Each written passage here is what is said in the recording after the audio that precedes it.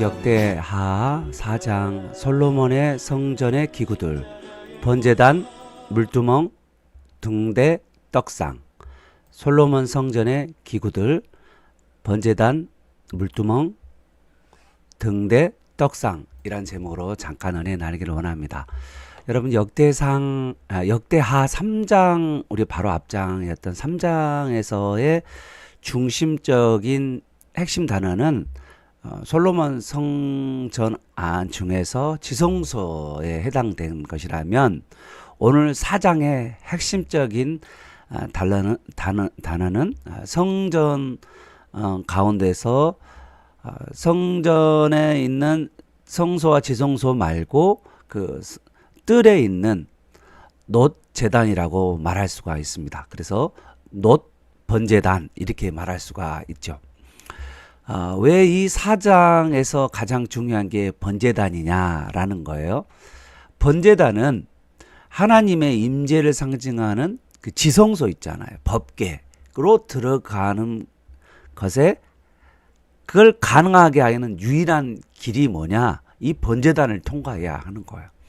만약에 이 번제단이 없으면 그 외의 모든 성전의 기구들, 떡상이나 분향단이나 등대는 죄인들이 근접할 수 없는 그림의 떡과 같은 그런 것이 되고 마는 것입니다. 그러므로 되게 이 오늘 번제단이 중요한 개념을 가지고 있어요. 그래서 이 번제단의 의미를 제가 조금 더 설명을 하려고 합니다. 먼저 잠깐 문단을 좀 나누면 1절에는 놋 번제단에 대해서, 그리고 2절에서 5절까지 놋 바다에 대해서, 그리고 6절에는 물 두멍에 대해서, 그리고 7절에는 금 등장대, 그 다음에 8절에는 금 떡상, 그 다음에 9절에는 제사장들과 큰뜰, 제사장들과 큰뜰, 이렇게 구별되어 있는 그 모습이 좀 있고요. 이 그림하고 조금 다를 수가 있어요. 그래서 이제 그림이 좀 간단하게 되어 있는데, 제사장들과 큰뜰이 또 따로 구별되어 있다는 것을 또 알게 됩니다.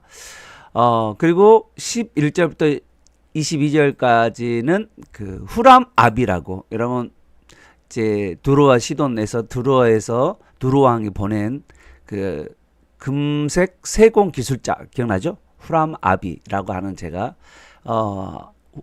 히람에 속한 사람 후람 아비라는 사람이 만든 기타 성전 기구들이 나오게 되어 있습니다.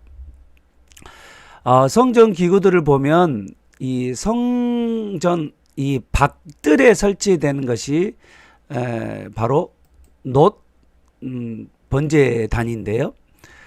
여러분 성전 안에는 다 금으로 되어 있어요.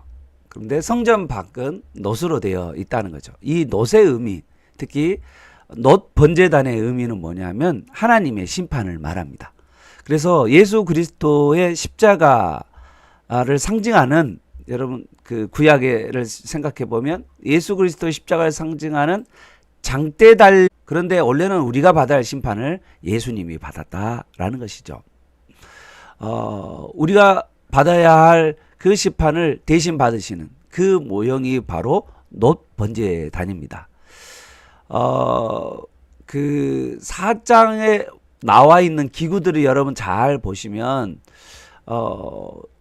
모세가 광야에서 세운 장막보다 규모가 상당히 커졌음을 알 수가 있어요. 여러분 그림에도 보시다시피 모세가 지었던 이 성막은 정말 보면 좀 작게 만들었잖아요. 왜 작게 만들었겠어요? 하나님의 겸손함이 나타나요. 여러분 하나님께서 이 성막을 이렇게 옮겨가야 되잖아요. 하나님의 집로 성막을 옮겨가는데 여러분 얼마나 커봐요. 그러면 그거를 들고 다니는 레위 자손들이 얼마나 힘들었겠어요. 그런데 하나님께서는요, 이 먼 길을 다니고 있는 그 이스라엘 백성을 위해서 작은 규모를 말씀하셨어요. 그런데 지금 이제 이 솔로몬 성전은 어떠냐면, 이제 운반할 필요가 있어요, 없어요? 없죠. 그리고 백성들이 수가 많아졌어요, 적어졌어요? 많아졌어요. 번성했다는 거죠. 그래서 많은 사람들이 여기 와서 제물을 드려야 되는 그러한 가운데 이 이 신정 국가, 이 하나님의 나라의 예표인 이 국가의 기구들도 크게 지을 수밖에 없다라고 말할 수가 있는 거죠. 특히 한번 또 구체적으로 또 보면 이런 이제 놋 재단도 상당히 커지게 돼요. 이 놋 번제단이라는 저게도 상당히 처음 모세 때보다 더 커지고, 또 물두멍도 여러분 잘 보시면 옛날에는 모세 성막에는 물두멍이라고 놋 번제단과 성전으로 들어가는 그 가운데 물두멍이 하나가 있었잖아요. 그런데 솔로몬 성전에는 바다와 물두멍으로 확대되는 것을 보게 돼요. 여러분, 이 물두멍은 뭐를 의미하냐면 번제에 속한 물건을 거기서 씻는 일을 물두멍에서 했어요. 그리고 바다는 제사장이 성소로 들어가기 위해서 손을 씻는 그곳이 바로 바다입니다. 그래서 놋바다라고 말할 수 있죠. 놋바다. 그래서 이제 물두멍, 뭐 아니면 유리 물두멍, 뭐 이렇게도 말하기도 하고, 유리 물두멍 이렇게 돼 있는데, 아무튼 이 바깥이 어떤 의미를 가냐면 심판을 상징하고, 그 심판을 받는 사람이 예수 피로 말미암아서 그가 지성소로 들어가게 된다는 것이죠. 이스라엘 광야 시절을 비하면은 정말 이 솔로몬의 성전은 너무나도 하나님의 큰 은혜와 축복을 말씀하고 있는 거예요. 이것에 합당하게, 하나님이 받은 은혜와 축복에 합당하게 다윗은 하나님께 자신의 모든 것들을 드렸죠. 다윗은 사실 죽는 날까지 하나님께 드리는 것을 아주 기뻐했던 사람이 다윗입니다. 그리고 그 아들 솔로몬도 부친의 뜻을 따라서 동일한 신앙의 열심을 가지고 성전을 건축했다는 것이죠. 사랑하는 여러분, 오늘 우리도 하나님께서 받은 은혜와 복이 있는데 거기에 합당하게 우리 자신을 드리는, 그리고 하나님 앞에 드리는 삶을 살아가는 저와 여러분 되시기를 축복합니다.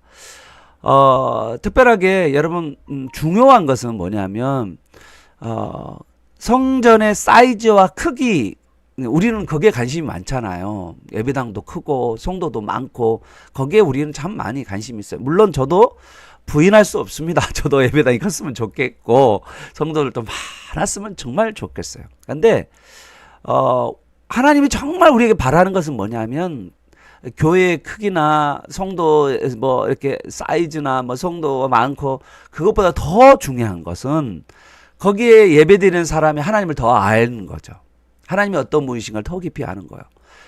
그리고 하나님을 진실하게 하나님을 섬기는 거, 그것이 하나님께서 정말 바라는 것이라는 거죠. 그럼 유대인이 믿는 하나님과 기독교가 믿는 하나님은 같을까요? 다를까요? 여러분, 어떤 분들은 유대인의 하나님, 유대교에서 기독교가 나오지 않았나요? 이렇게 말씀하시는 분들이 있어요. 그런데 사실은 여러분, 엄밀히 이야기하면 달라요. 유대인들은 어떻습니까? 아직도 메시아를 기다리고 있죠. 그리스도를 기다리고 있잖아요. 이 사람들은 영혼은 단번에 죄 용서를 받았어요? 못 받았어요? 메시아를, 예수 그리스도를 못 받았는데, 예수 그리스도를 받아들이지 않는데 어떻게 영혼 단번한 죄 용서를 받겠어요? 못 받잖아요. 거기는 달라요. 기독교는 예수님이 그리스도이시고, 그리고 예수님의 대속 사형으로 우리는 영단번의 죄 용서를 받는 어마어마한 차이가 있는 거예요. 그래서 유대인과 기독교가 같다, 뭐 같은 하나님 섬긴다라고 말하면 여러분, 그거는 너무 수준이 낮은 이야기를 하는 거예요. 정말 우리에게 중요한 것은 복음, 하나님이 누구인가, 하나님이 하신 일이 무엇인가, 예수님이 어떤 분이신가, 예수님이 어떤 사역을 하셨는가를 우리가 아주 선명하고도 분명하게 하나님을 더 깊이 알아갈 때 우리는 참다운 예배자가 될 수 있다는 사실입니다. 또 한 가지 여러분 좀 특이한 것은 11절에 잠깐 보시면 11절을 9절입니다. 죄송합니다. 9절에 보니까 성전에 대한 특징 중에 하나가 뭐냐면 약간 분리를 하는 모습을 보게 돼요. 이제 먼저 우리 3장에서는 성소와 지성소가 분리되어 있잖아요. 여러분 잘 기억나요? 휘장으로 이렇게 가로막혔잖아요. 그런데 누가 그 휘장을 찢으셨다고요? 예수 그리스도의 대속 사역을 통하여서 그 휘장이 찢어지고 하나님께로 담대히 나아가게 됐어요. 여러분, 히브리서를 보면 좀 충격적인 말을 해요.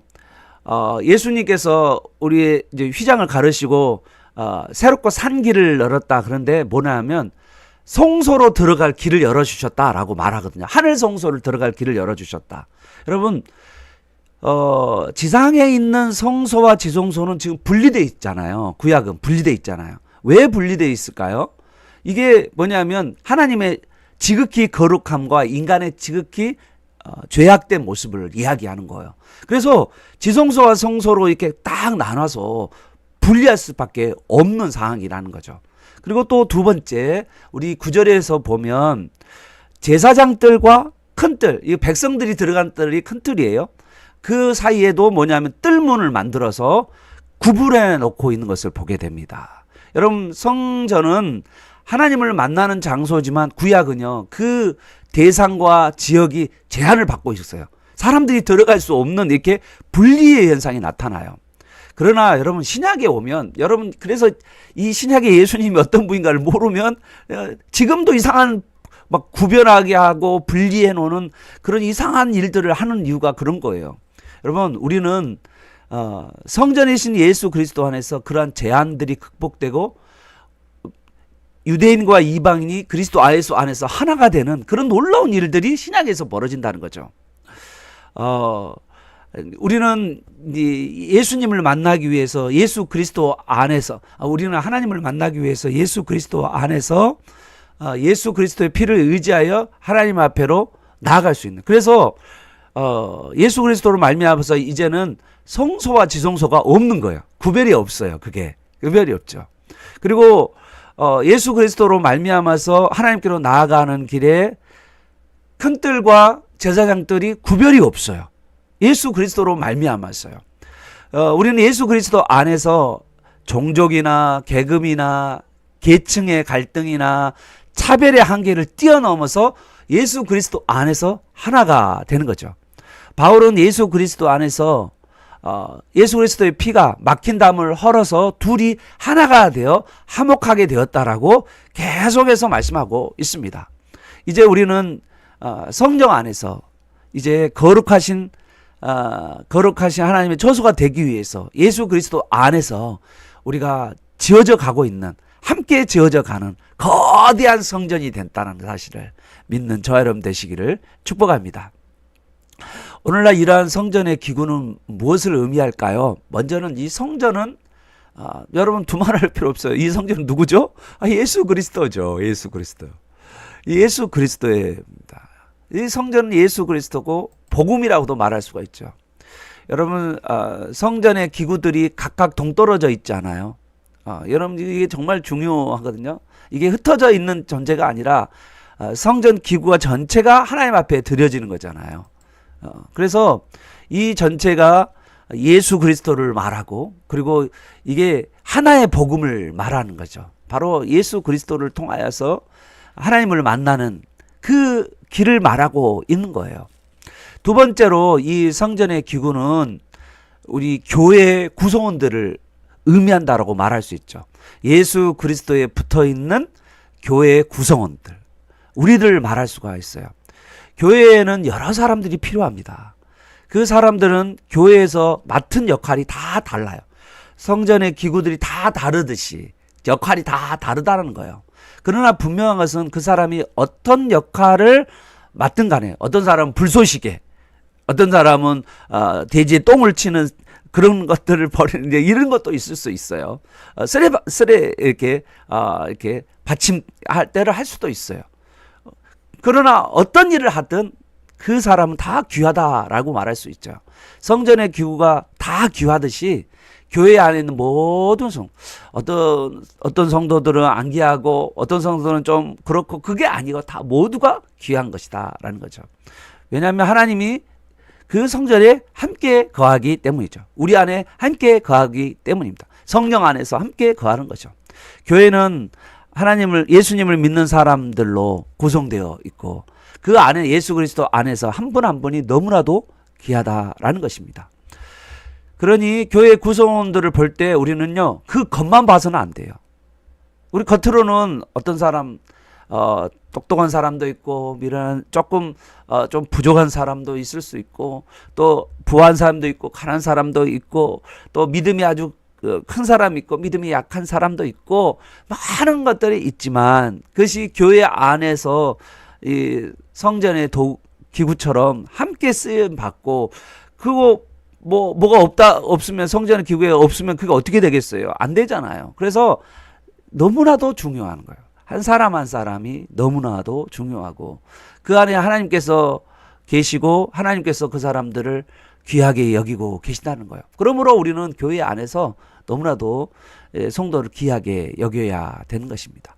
오늘 우리가 성전의 기구가 되었듯이 오늘날 우리 교회 안에 많은 사람들이 함께 모여서 한 공동체, 성령의 공동체로 이루어가는 거죠.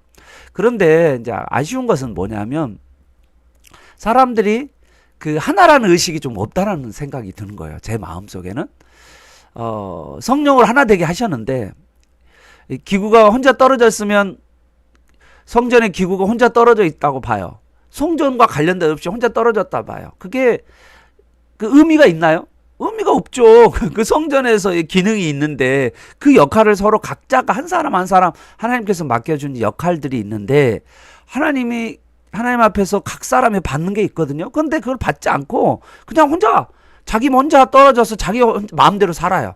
그러면 그게 성전에서 기구라고 말할 수 있고 교회라고 말할 수 있냐는 거죠. 여러분 혼자 떨어져 살고 있다는 게 그게 가능하냐라는 것이죠. 교회도 혼자 떨어진 사람들이 가면 갈수록 좀 늘어나고 있는 느낌이 들어요. 여러분 혼자 영상 예배로 만족하는 분도 있고요. 그냥 사람들과 교회 성도들과 교제 안 해요. 교회 안에서 자신의 역할들이 있는데 그 역할을 그냥 내펀져 던져요. 그러니까 그냥 편의상 교회에 다니고 또 편의상 이렇게 저렇게 다니고 약간 교회가 예수 그리스도를 머리로 둔 유기적인 공동체라는 생각이 없이 그냥 내 마음대로 다니는 경우가 너무 많다는 거예요. 오늘 우리에게 이 성전에서의 기구가 성전 안에 있지 않으면 별로 의미가 없듯이 우리에게도 교회 안에서 자신의 역할과 자신의 사역을 잘 충성스럽게 감당할 때 여러분이 빛이 나게 되어 있다는 것이죠. 그러므로 사람들이 많거나 적거나 그와 상관없이 정말 우리가 예수 그리스도 안에서 성령 안에서 하나됨을 힘써 지키고 서로 교통하는 서로 섬기는 그런 우리 성도님들이 다 되시기를 또 각자의 맡은 역할들을 자신이 맡은 역할들을 충성스럽게 잘 감당하여서 하나님 앞에 칭찬과 또 영광을 하나님께 드리는 저와 여러분 되시기를 예수 그리스도 이름으로 축원합니다. 기도하겠습니다. 하나님 아버지 감사합니다. 우리가 하나님 앞에로 나아갈 수 있는 유일한 이유는 바로 놋 번제단이신 예수 그리스도 때문임을 굳게 믿습니다. 우리는 우리의 하나님 앞으로 나아갈 수 없는 성소와 지성소가 분리되어 있고 그리고 제사장들과 큰들이 분리되어 있는 그럴 수밖에 없는 구약의 삶을 살다가 예수 그리스도로 말미암아서 이제는 예수 그리스도 안에서 하나 되어 가고 예수 그리스도 피로 말미암아서 이제는 분리가 아니라 함께 연합하여서 같이 사역하는 그러한 삶을 살게 하시니 감사합니다. 오늘 아버지 하나님께서 우리의 삶 가운데 많이 베풀어 주신 은혜와 복들을 하나님 우리가 하나님 앞에 드리는 삶을 열심히 해나갈 수 있도록 주님 인도하여 주시고 또 우리가 교회의 지체들을 귀하게 여기고 한 사람 한 사람이 너무나도 귀하고 또한 교회 안에서 자신의 역할들이 있어서 그 역할들을 잘 감당할 수 있는 우리 모두가 되게 도와 주옵소서. 성령의 충만한 가운데 담대하게 주의 사역을 섬겨가는 우리 모두가 되도록 주님 도와주시고 예수 그리스도와 함께 하나님 교회를 세워가고 우리 성도들과 함께 또 교회를 세워가는 우리 모두가 되도록 인도하옵소서. 예수님의 이름으로 기도합니다. 아멘.